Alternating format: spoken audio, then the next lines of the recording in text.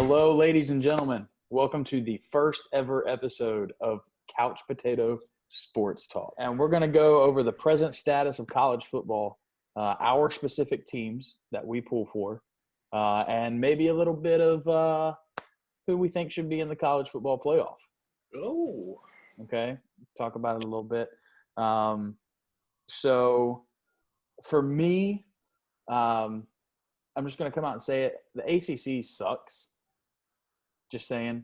I saw a Twitter post the other day. Actually, it may have been today, of ACC's record since 2018. So this is the third year. So 3 seasons, and they tallied all of the games from this year as well.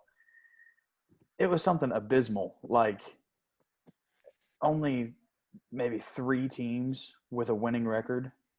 Here we go. So since 2018, Clemson is 33-2. They've had 3 straight winning seasons. Okay. Virginia has the second best record since 2018 Okay. at 18-14. We just made a jump of 33-2 to 18-14 with 2 winning seasons. Yeah. Fighting Broncos. So Wahoo's second. Third best record, Miami, tied at 18-14. That's Wake Forest, 16-14. Wake Forest. And then NC State at 17. Program down there, though. I like him as a coach. Right. He's great. State at 17-15. And then the last team with winning records. That watching Wake Forest play football is the equivalent for me of what people feel like watching UVA play basketball. Mm. The delayed handoff for 7 seconds drives me nuts. I can't deal with it. It works. It's practical. I get it. I call it defense, but as far as when you translate that to watching it from a third-party perspective, it drives me nuts. That transfer from quarterback to running back is called the mesh, and I call it the Methuselah mesh because, I mean, you're aging like Methuselah, like while you're waiting to, like, just freaking get rid of the ball. Like, give me something. So, but then the last rapture, just hand it off. the last winning record in the ACC since 2018 is Pitt. That makes sense. But like the ACC, are we that bad, or is there that much parity in the conference? It's not really. I don't even know if it would be parity. Like you have a lot of coaching change. Mm. Yeah, you have to take that into effect because coming from a Carolina fan's perspective, coming from the Fedora in 2018 to Mack Brown 2019, like it's 2 totally different. Because I can tell you, Carolina is definitely not. Because I think the last year Fedora in 2018, they went 4-8. So they're 13-17 since 2018. But they've had 2 winning seasons in that. That's including this year and then I guess last year, because the year before that you only won 2 games, right? Yeah. I think they went 2-10 last year, which fired, praise the Lord. Okay. So, but yeah, there's that. But I read that and I was just baffled. Hard. Say it again. Recruiting is so hard in the ACC because you're not just competing with your own conference. Carolina, like North Carolina itself, and Virginia is also a hotbed for like kids are just like becoming overwhelmingly good in our states. And their championship. With Virginia and North Carolina, like SEC schools are coming into Virginia and Alabama and North Carolina to get recruits, and it's just you can't like if you're a Virginia or an NC State or Carolina, which all of our fan hoods, you can't compete with an Alabama or an LSU or an Auburn. Those schools. One team that's gotten a foothold in Virginia, and it gets on my nerves. Penn State. James Franklin has gotten a foothold in Virginia, and he is taking kids right and left. There's a kid, Jimmy Christ, who 4-star offensive tackle. He's like 6'7", 270 or so. He can. I mean, really, I think Virginia recruited him to be a tight end. He's a really good blocker. But he committed to Virginia originally, then flipped to Penn State. Now they're 0-5, so I find it kind of humorous. But his brother Tommy plays at UVA. But that's the thing is, like teams like that, like Levisland, kids aren't staying home; they're going everywhere. And the same, with like the teams in Florida, they're not going to Florida State, they're not going to Miami like they were at one point. They're going elsewhere. They're going to Bama. They're going to LSU. They're going, So you never know what you're going to get. Right. That's true. That's very true. Well, how are our teams faring so far? I mean, I know Carolina was expected to be, a championship contender for whatever reason people thought. They're a basketball school. I'm sorry. When you put a logo of a man holding a basketball on your football jerseys, it's just not going to happen. I don't think you will ever make a college football playoff because you're a basketball school. Just point blank period. To take a slogan from my man Josh Howard, point blank period. Like that's just – it ain't going to happen. I'm sorry. I got 2 words for you. Mack Brown. Yeah, that I don't know if those are real words, but as Charles Barkley would say, they're one-syllable words. They're words that Lee can pronounce. I got 2 words. As Charles Barkley would say, Mac is back. Yeah. So that's a 1 word per fan in attendance of Carolina football games, right? That's fair. Okay. Not non-COVID seasons. Let's understand that they are actually able to sell more tickets during COVID because they have to give a certain amount to the other school. So, therefore, they're able to sell more during COVID. Hey, I'm not going to get into that on this. Okay. That's fine. We would spend the majority of our time arguing and not majority of our time talking about sports. All right. You're right. You're right. So tell me what your expectations were and kind of where they are right now for your Tar Heels. They're about where I expected them to be. I didn't expect, obviously, even though it would be something that would be nice. I mean, with everything that's going on with the COVID and just the way the NCAA is handling it, which I think is very poorly, I expected Carolina to be about 5 or 6 wins. They had a tough schedule this year because if they would have been a normal season, the first game of the season would have been at UCF. And UCF has one of the top offenses in the nation, and Carolina's defense can't stop a leaky faucet, even if they had the proper equipment. And then the second game would have been Auburn. I like what Auburn's doing. Auburn is very tough. Carolina has had good games in the past.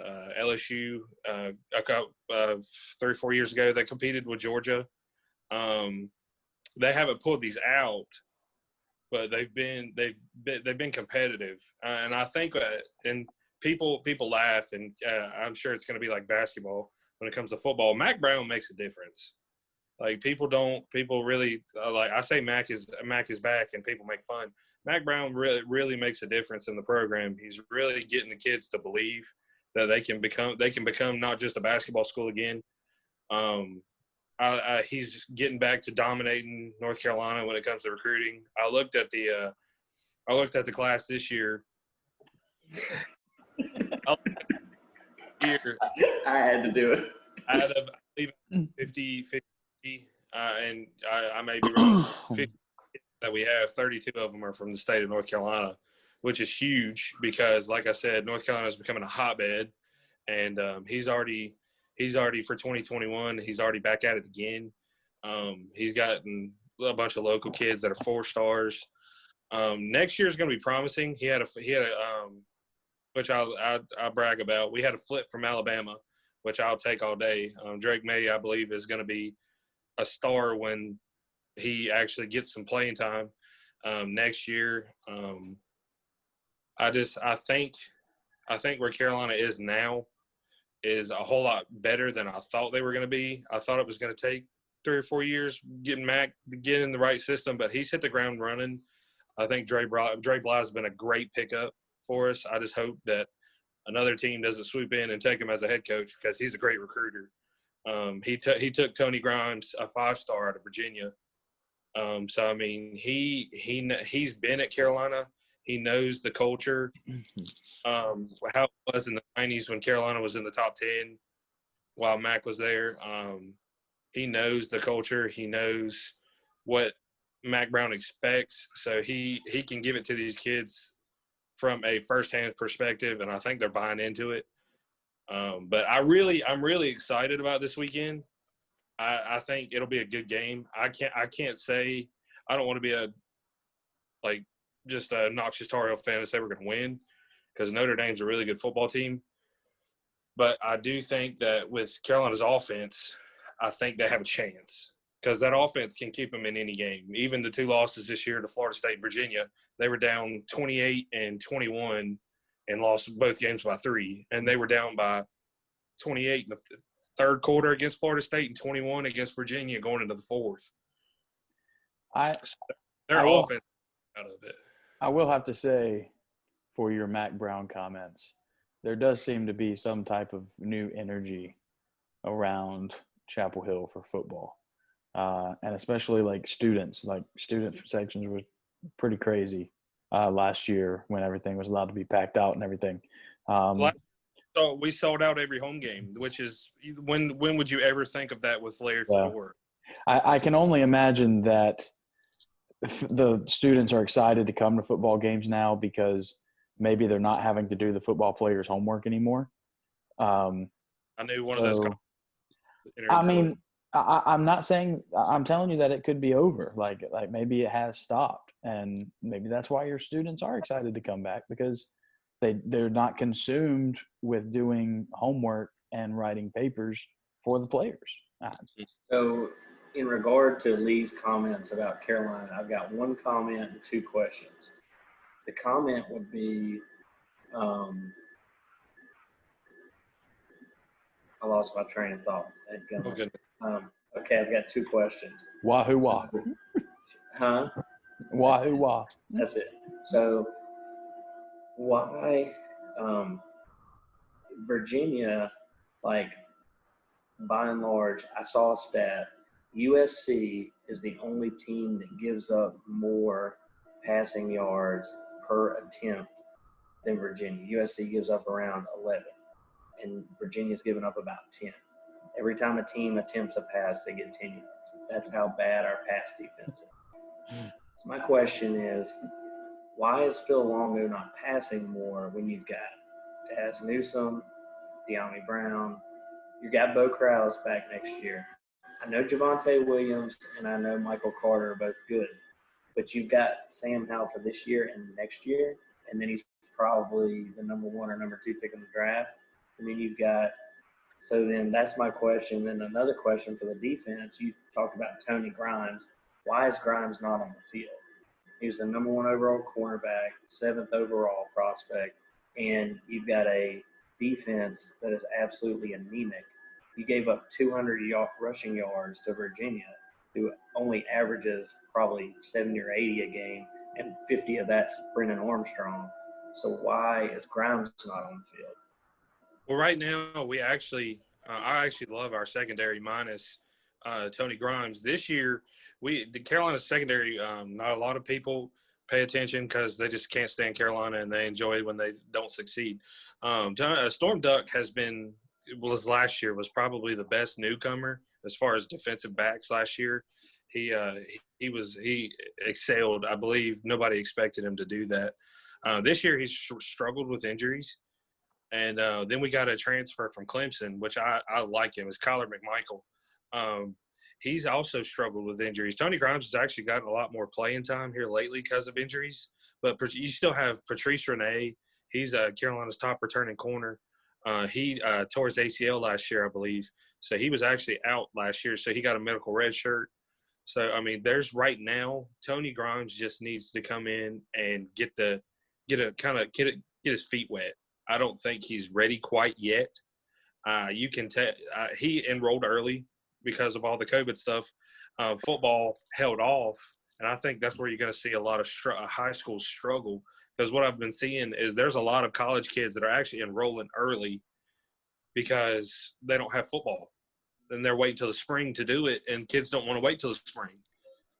Some of these kids, it's unfortunate. Some of these kids aren't going to get looked at because of all this unfortunate stuff. But no, Carolina's deep. Their offense, when offense comes, I don't like that they don't open it up more sooner. They kind of wait. They kind of wait until they're down by quite a bit. AKA the Florida State game, the Virginia game. Wake Forest turned out in our favor. They turned Sam Howell loose, and he went for 7 touchdowns. But, I mean, with those this is my thing with Phil Longo. With those running backs, man, I mean, you got to get them touches. You got to keep them in the offense because, like I sent you guys a stat the other day that I seen that they're the only 2 players in college football, not just ACC, college football with 800 rushing yards and 200 receiving yards. And both of them have that? Both of them have that. We have I if it wasn't for Travis Etienne, the kid's a stud. But I mean, as far as like a duo, like they're called Thunder and Lightning for a reason. Like Javonte Williams, if he doesn't lead the nation in broke tackles, he's in the top 5. He's a bulldog. He runs with passion, and then you bring in Michael Carter, which I know, Brandon, we've talked about before. You love Michael Carter. He can just gash you for 20 yards at a time, and by the time you even go to try to hit a hole, he's already through it in the secondary. So their offense is never out of a ball game. It doesn't matter what the score is. I just wish they would not wait. Mm-hmm. That's the only thing I don't like with Longo is I wish they would stop waiting to open it up. I just wish they would have more of a balance. It's either throw a bunch and wait and run the ball later, or a good example of them throwing it. Unfortunately, I have to do this. The state game, like they ran the ball really well and they opened it up a lot. They have great receivers. I mean, they have the best receiving core in the ACC. And unfortunately, Bo Corrales, he may come back because everybody got a red shirt this year. But he was a senior. Daz Newsom's a senior. But they have De'Ami Brown may come back. He's a junior. So if those 3 leave, the receiving core is going to be a little down. But they have Josh Downs, who they love. They think he'll replace Daz Newsome. They have the De'Ami Brown's brother, Karif Brown. I may be botching that. And then they have Emory Simmons. Emory Simmons will replace Bo Corrales. He's a big, solid receiver. They have a tight end prospect. I wish he would not play quarterback. Is the kid from Missouri? I wish that he would actually convert to tight end. He's huge. He's 6'7". Jefferson Boaz. Boaz is not going to be. There's not going to be any room at the quarterback. He thinks he can play quarterback, but not at Carolina. If he would just convert to tight end, I think he would be a good weapon for Sam next year. But the thing about it is when Sam leaves, they have Jacoby Criswell and they have Drake May coming in. So Carolina is not going to be out of the picture when not to mention whoever else wants to come in. Yeah, not to mention whoever wants to come in. Yeah. Now Drake May, is he the love child of John Swafford and Luke May? That actually is Luke May's brother. I did not know this. Oh, it really is his brother. This is Luke May's brother. I did not know this, but I believe it's somewhere in Charlotte. He came out of Charlotte, but I did confirm this the other day. I found out this is Luke May's brother. All right. Well, I wasn't sure if it was. It'll be another 4 years of killing NC State. No, we'll see. Yeah, we'll see. All right, Brandon. Yeah. Did you have another question for Terry, or did you want to jump in on your Cavaliers so far? I'll jump in on UVA. It's fine. Yeah, go ahead. So the flag that I have behind me it says the fourth side, and it basically represents. So at UVA, they say there's 4 different sides to the ball. There's offense, defense, special teams, and then the fans, like the stadium, just your surroundings, everybody supporting you. So I got that care package from Bronco just a couple of days ago for being a season ticket holder, which turned out to be a bust. My first year of being a season ticket holder, I was going to take Baba Ganoush to the Carolina game, and I had actually planned on asking you to go to the state game because they played state and Carolina home and home. But obviously with COVID, none of that happened. So, oh, well, it is what it is. Nothing you can do about it. But so as far as expectations, super high for us this year because when Bronco took over his first year, they were 2-10. I mean, Mike London just left it. It was old Mother Hubbard, nobody in the cupboard. And it was just, he was 2-10 his first year. Second year, they were 6-6, got to a bowl game, the Military Bowl, got annihilated by Navy, continued trending up, got Belk Bowl, shut out South Carolina. They were 8-5, third year. And then last year, obviously, they went to the Orange Bowl and lost to Florida, got to play in the ACC Championship. So they won 9 games, and that was the most they won in probably 2 decades. So it was really high expectations. And then they had, obviously, you lose Bryce Perkins, which accounted for about 3/4 of your offense. So had to replace him, but you had the whole entire offensive line coming back. You got Terrell Janney, your number 2 receiver. Get Ronnie Walker in from Indiana as a transfer running back, immediately eligible. Well, actually, his waiver just got made eligible a couple weeks ago. Tony Poljames turned out to be really good, tight end from Central Michigan, who actually played quarterback for his first 3 years at Central Michigan. Wow. 6'7", 250. So his footwork's good. His hands, he drops a lot of balls, but he's been pretty good. So in defense, you had 8 of 11 starters coming back, 9 if you count Brenton Nelson, who got hurt in spring ball before last year. So expectations were huge.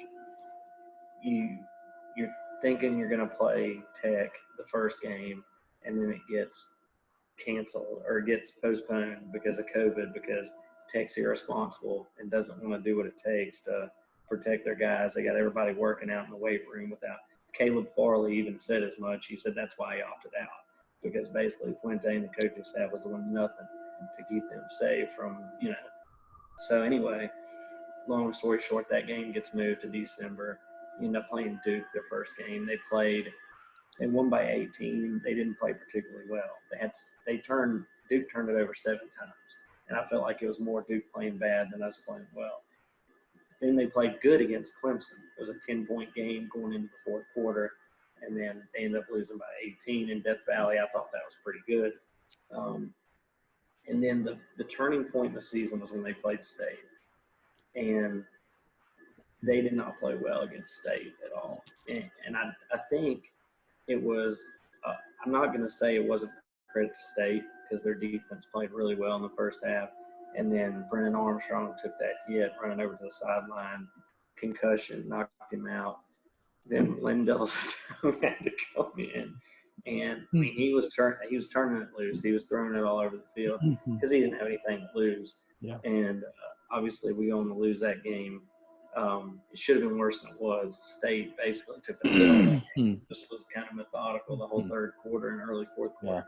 Yeah. And then the big guy, he gets the pick six, the pass up in the air, which that was an amazing play.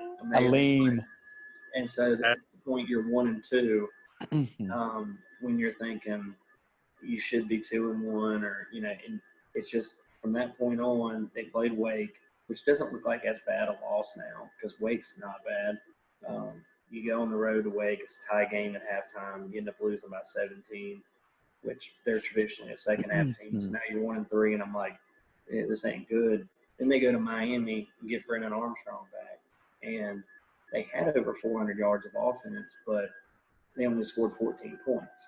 Just missed field goal, turnover on downs, down in the red zone. Just like you weren't able to cash in. They got in the red zone and they just, went full blown inept and couldn't get over the hump. So they ended up losing by 5 at Miami. So now you're 1-4. But since then, they played better and they changed at Carolina because they started quick. Every game up to that point, they had been outscored in the first quarter. I think it was something like they were minus 35 teams in the first quarter through the first 5 games. They couldn't get out of the chute. They were always behind, playing from out of a hole. And so they started quick against Carolina. They were up by what was it, Lee? Was it 21 or 24 at one point? 21? It got all the way up to 41-20. I was just like about to have an aneurysm when y'all had the ball with a couple left and had an opportunity to either tie or take the lead. We're able to hold on to that one. And then it was that fake punt that Bronco called. That's right. The fake punt was 4th and 3. I think Bronco knew if we gave the ball back, y'all were going to score. That was over. It was a done deal. So he's like, I got to pull something else. So he did. He pulled out, and then it was Keaton Thompson ran and just barely got it, like 2 or 3 yards plus. And so then held on to that one. Then they played Louisville. They played pretty well, won by 14. Then, obviously played Abilene Christian and blew them out. So now you're sitting at 4-4, playing at Florida State this weekend. Hopefully they can take care of business, beat Florida State. I think Vegas has them 10-point favorite right now. If that Florida State happens. At Florida State, State had a week off. They were supposed to play Clemson. I would have rather them played Clemson because Clemson would have worn them out. They would have been ragged to play us. But anyway, maybe them sitting around will have a worse impact on them. Then we play home against Boston College, which could be a toss-up. BC's much improved. Jurkovich, I love him. He throws it around, and they can play. So I know that's going to be a tough game. Then we got Virginia Tech at the end of the year in Blacksburg. Crowd's not a factor this year, so that helps. I feel like if we play well, we'll beat them. So I'm thinking if we could just win 2 out of those last 3, finish 6-5, and get a bowl game, I'll be pretty content with it. It's not what I had envisioned, but I think they've done. Brendan Armstrong, he's got 3 years in the program. He didn't have a whole lot of experience, but I think he's got a really bright future. So I think you can get everybody back next year without losing a year of eligibility because of the COVID deal. So they should be pretty good again next year. This year was just kind of an odd year. So yeah. So they've got 2 games remaining. 3. Okay. So that Florida State game. At Florida State, home against BC, and at Virginia Tech. Yeah. Bunch of stuff on with COVID up there, so I don't even know what they're doing right now. What's that? Oh, there's a bunch of weird Florida State stuff going on up there with the COVID stuff. Yeah, the Clemson game was a little fishy to me. That was a late call. Well, the Dabo said something about that. That don't need to. It was pretty great what he said. Yeah. I get his point. They've already traveled up there. No, it wasn't just that. He said that we were ready. We had met the requirements of the COVID requirements to play. We were ready to play, and Florida State. I can't exactly. I saw it on. I heard it on Josh Graham. It was actually great what he said. Everybody gives a lot of flack to Dabo. He has a lot of, I guess, interesting takes. Hot takes. But yeah, it's hot takes. But I love how open he is, and that's indicative of their program, like where they went from before Dabo Swinney to where they are now. People may not like Dabo because of his hot takes, but he's completely changed that program around. I love Dabo. Dabo's amazing. Yeah. Good man. It's a good man. He is. Let me ask you a question, Brandon. Where is Bronco going from here as far as recruiting because he seems to have hit a gym with the Davis kid. I love that kid. The kid's a stud. He's like, what, 6'7", I believe? 7'2", Lavelle Davis, yeah. A freshman. And, I mean, I think he's hit a gym with that. Where is Bronco going to go as far as recruiting from here? Because it seems like he's starting to get kids in there that are buying into his system. Yeah, so Davis has got huge hands. And so he goes up and high points the ball, and he's just strong. But they recruit height. To me, it looks like. Same with Charles Snowden. He was a basketball player, but he was 6'7" and freakishly athletic. Hey, let's turn him into an outside linebacker. You'll hear this name, Jonathan Horton. He hasn't played a lot up to this point. Snowden broke his ankle against Abilene Christian, so he had had surgery. He's done the rest of the year. Yeah, I hate that. So I think you'll see Horton play a little bit. I hope anyway. But he's from Louisiana.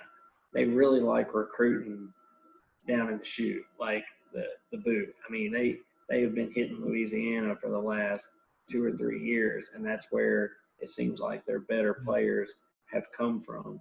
Because he came out from out in the Mountain West, BYU, so he didn't have any connections out here to East Coast, especially Virginia. So, but a lot of his assistants, his coaching staff, had ties to Louisiana, and so it's a hotbed. And he's got in there, and they've gotten quite a lot of recruits from there. But they like to recruit size, and then hopefully put a little bit of weight on guys, and somebody who maybe played defensive end in high school, convert them to an outside linebacker, and try and get guys that can edge rush, but also jump up to deflect a pass away, or that's they like to cause havoc, is what they. Even though you wouldn't tell it by our pass rush this year because we haven't gotten the quarterback a lot. But I think a lot of it has to do with Aaron Falmouy. It was probably one of our better defensive ends opted out because of COVID. So they kind of had to move a lot of pieces around, and all that stuff. But, yeah, as far as the recruiting goes, he just hasn't been able to generate a lot of – his first 4-star recruit from Virginia, Logan Taylor, is a 6'8", 290-pound tackle. And he'll come in next year. Wow.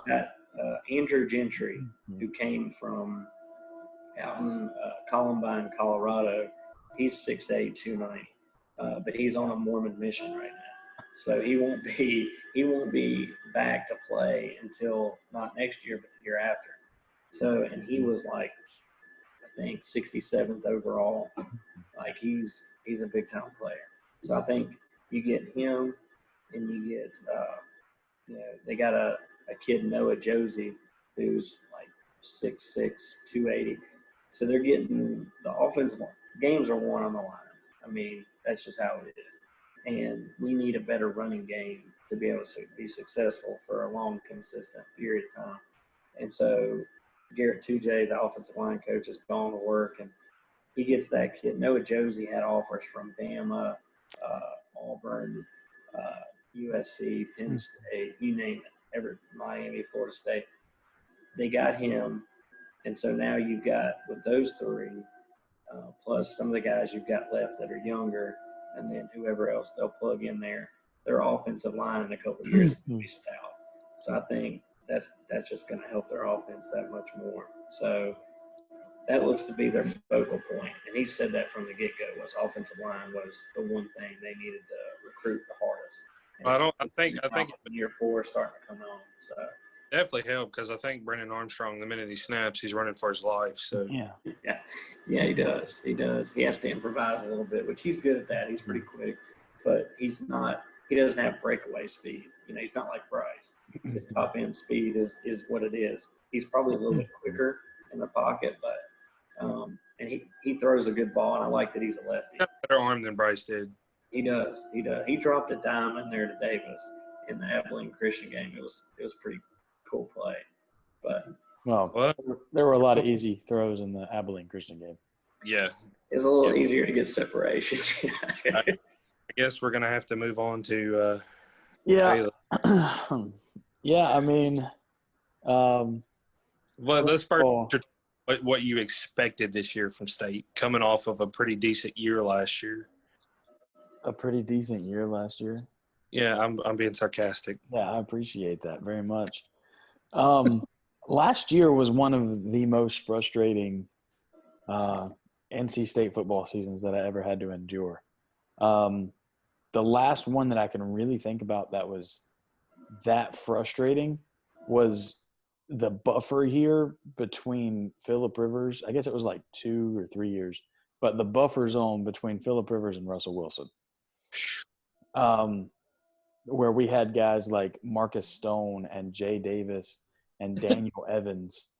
I remember Daniel Evans. Yeah, Daniel Evans had two of the greatest Thursday nights in college football history back to back when he throws 2 Hail Marys to beat Florida State one week and Boston College, or ranked Boston College, who at the helm at that point was Tom O'Brien at BC. And, of course, that wasn't Matt, was it?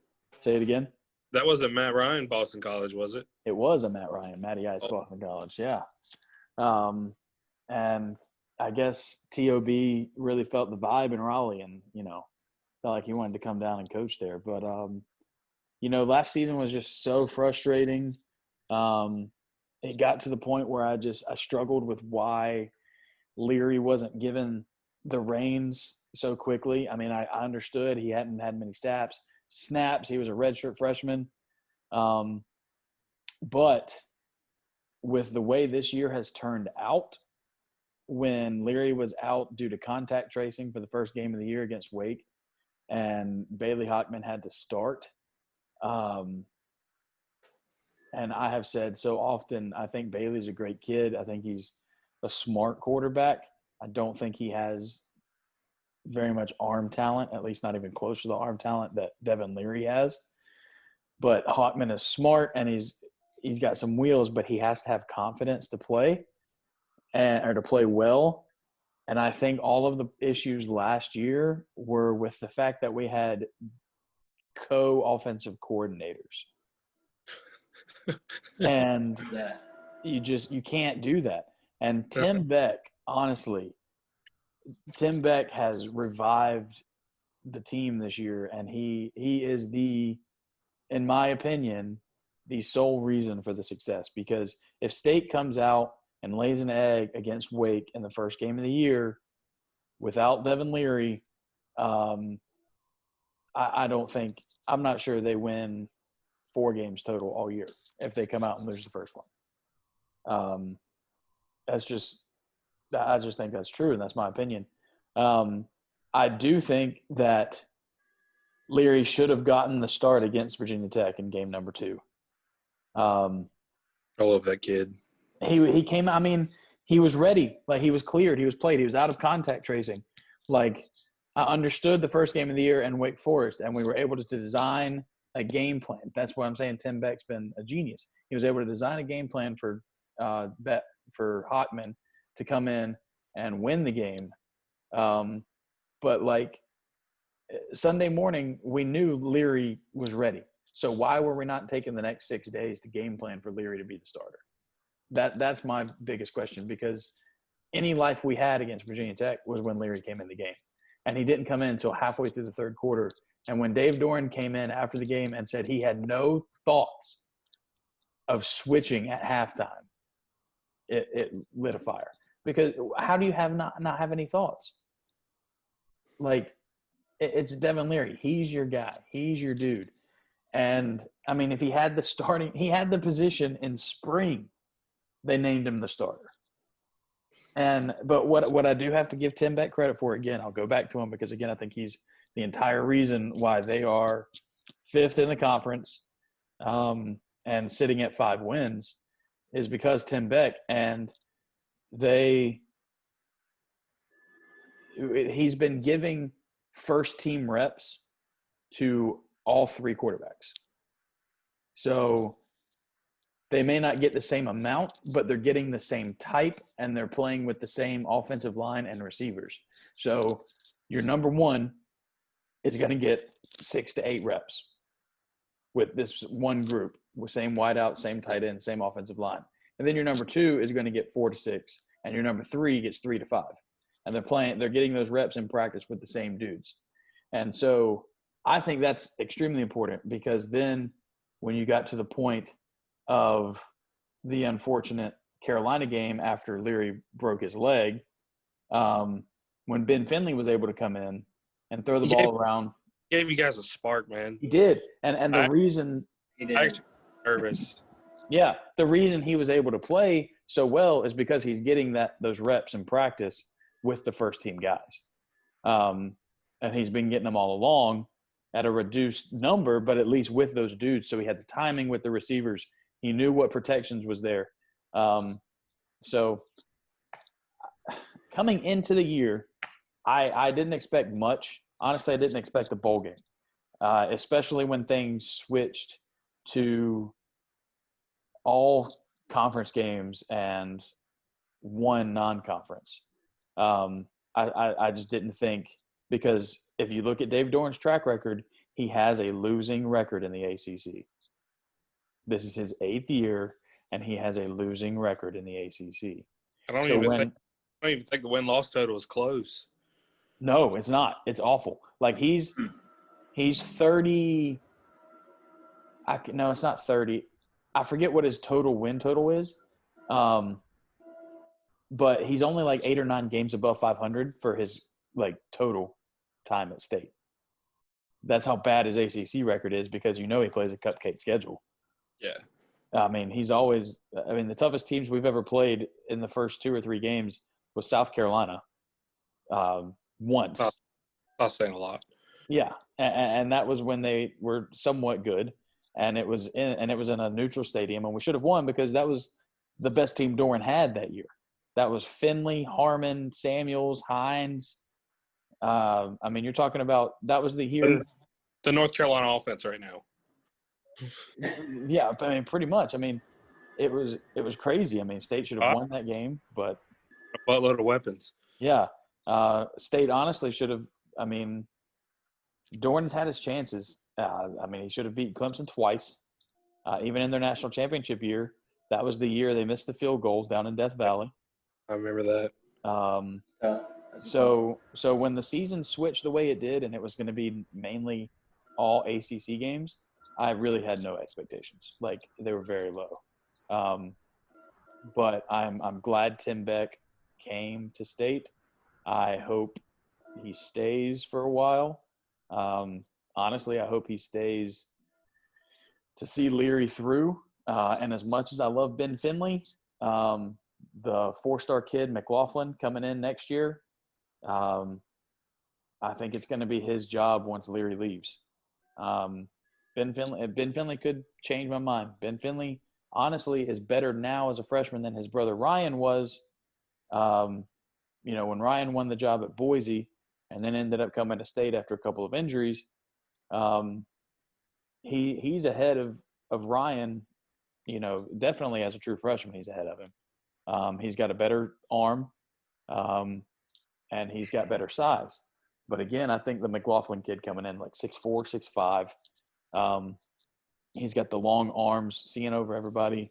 He's got long arms, but his release point is so fast. And he's got great arm talent. So the fact that State will most likely get in, well, they're bowl eligible now. You only had to win 5 this year to be bowl eligible. Well, they're actually, I have the standings right beside me. They're actually 6-3. Is it 6?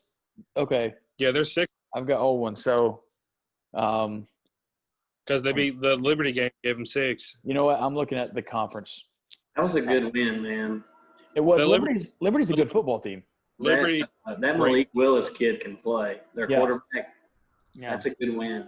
To hold that team to 14. That's your defense stepped up. Right. But let me ask you, Caleb, just like I asked Brandon. Yeah.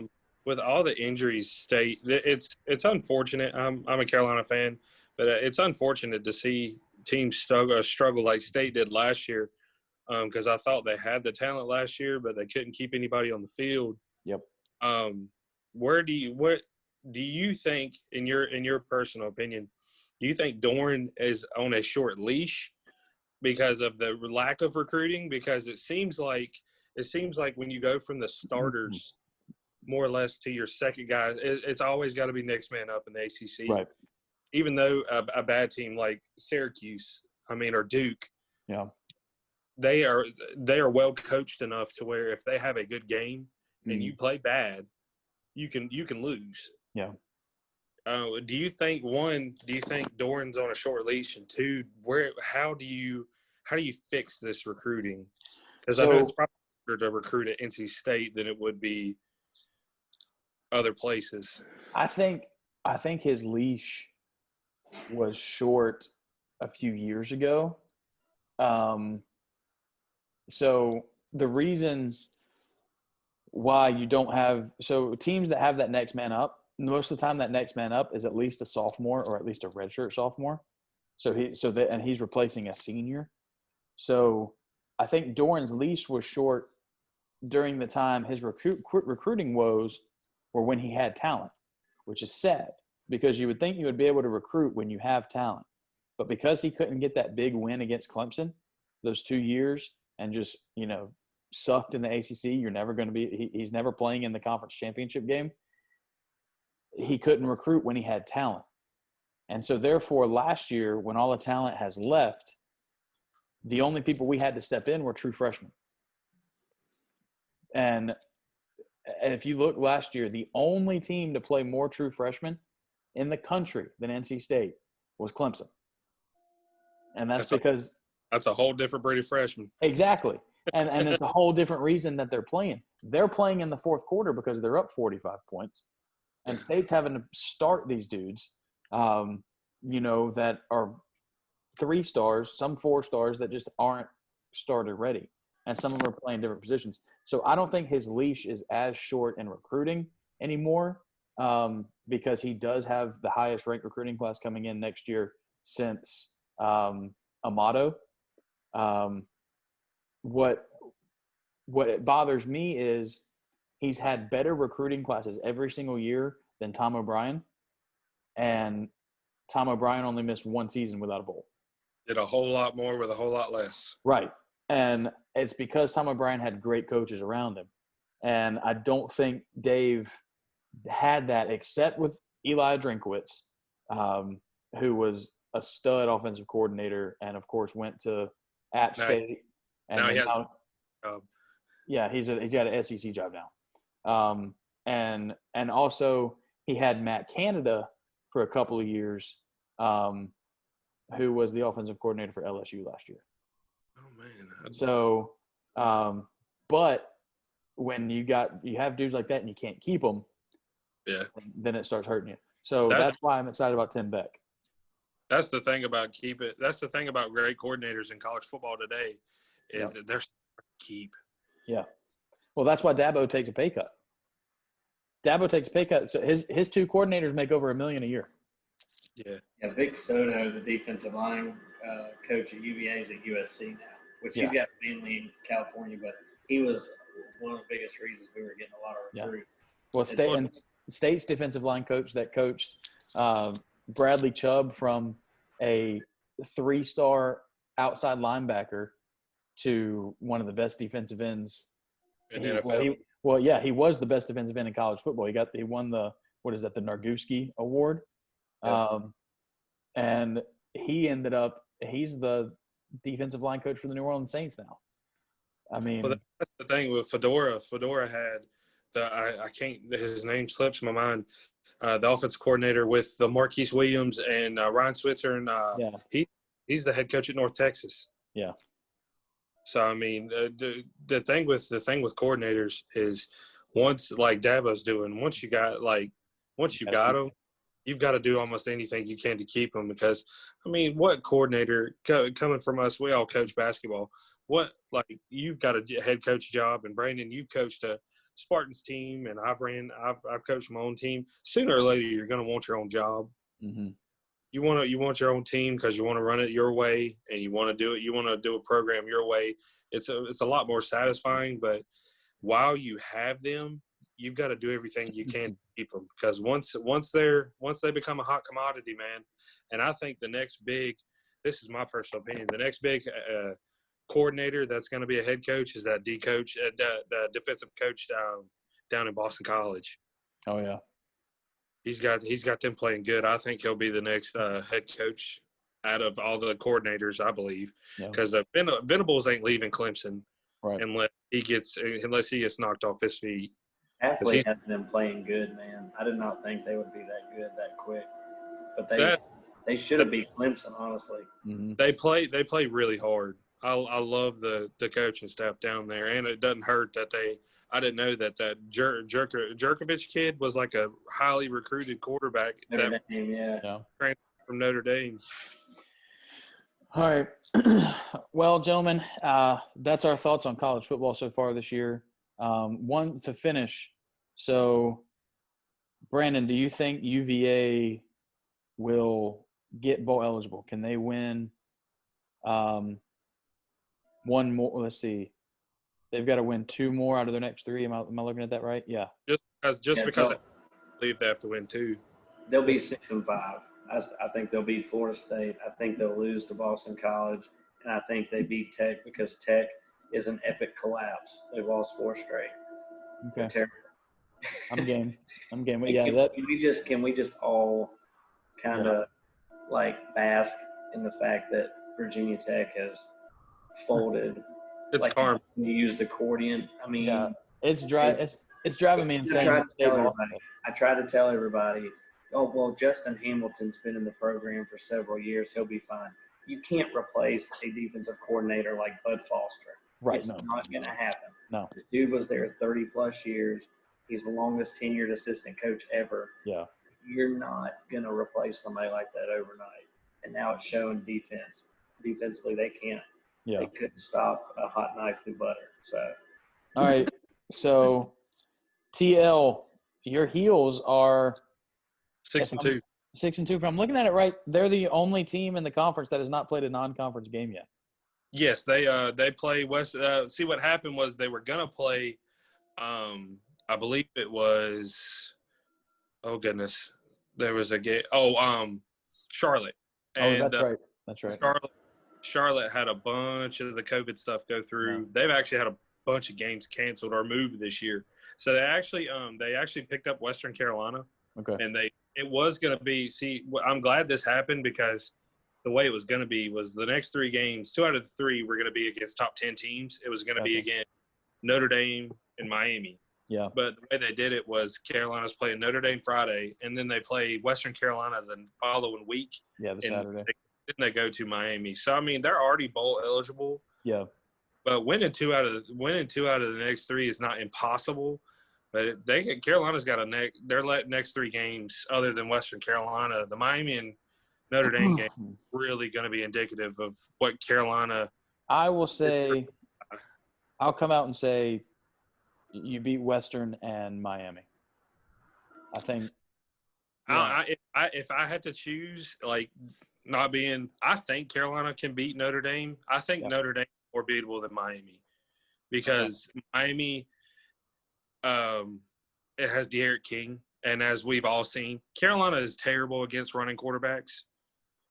Brennan Armstrong had his way with Carolina, and Jordan Travis from Florida State has his way with North Carolina. That's their only 2 losses, and they even struggled with Hartman from Wake Forest. Yeah. So, I mean, I just think De'Aaron King will pick us apart. I think Ian Book doesn't have as good of legs as De'Aaron King, so I think they have a better chance against Notre Dame than they do Miami. My personal opinion. King surprised me with some of those throws against State. He was dropping dimes. I mean, he had the greatest game of his life throwing the ball against State. Yeah, that I've never seen. He'll never throw the ball again that good. Y'all picked a bad night to play. I mean, that was a huge win for State. I mean, State would be sitting in front of Carolina in the standings right now with that. They would be if they had beaten Miami. Tiebreaker, brother. Oh, yeah, you're right. Well, either way, we should have beaten Virginia Tech too. So we should be sitting 3rd. Let's just be honest. But are you okay with the fact that if you do lose your next 2 games, that State plays Syracuse this week, who is a 1-win team, and then the following week we have Louisville, who's a 2-win team. So All that matters, we got that dub this year. Same against State. That's true. Honestly, I thought Durham was going to lose his job after losing to Carolina, the way he lost to Carolina. We smacked bad. But and then again, I think they would have looked at the fact that Leary didn't play. My personal opinion, if that kid would have caught that touchdown, to make it 14-14. Yeah, it would have not been a blowout, but that just completely – I think that just took all the air out of it. It did. But anyways, well, gentlemen, we've extended a lot of time on this, so we're going to make a part 1 and part 2. We'll put out our part 1 talking about college football and our intros. But right now we're gonna shut off, and then we will start immediately recording our part 2. Which will be about college basketball that's starting up tomorrow night, and kind of our expectations on that. So we're going to sign off for now with this. Hope you guys enjoy our college football talk, and we will see you again on part 2 where we talk about college basketball, again, our wonderful fanhood, what we expect, and one great thing that we will talk about is something that came out today, is that the ACC tournament will be returning to Greensboro, baby, this spring. So thank you to everyone that watches or doesn't watch. We're going to watch ourselves. So thanks again. We'll see you guys on the second pod. That'll be good.